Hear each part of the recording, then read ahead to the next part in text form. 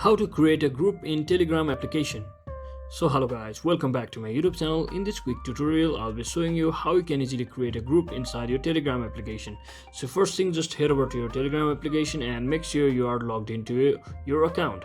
So once you're inside here, you'll be seeing this pencil icon at the top bottom right next to the camera, and as you can see, this is pencil icon. So once you're inside here, just tap on it and you will be seeing the option to create a new group, as you can see at the top. So just tap on it and you can select any number of people under your contacts. So let me select this person like this, and you can also search for the particular person that you want to add just like this and click on this arrow button to hit the next button over here, and you can also enter your group name. And once you do that, you can also enable the auto delete message option over there and just click on right, and just like that you have successfully created your group.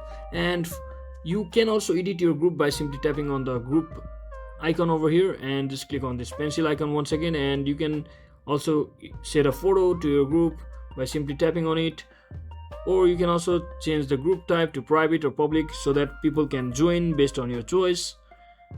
So that is exactly how you can easily create a group on your Telegram application. So I hope this video was helpful guys. If it was, don't forget to like and subscribe to the channel. See you on the next one.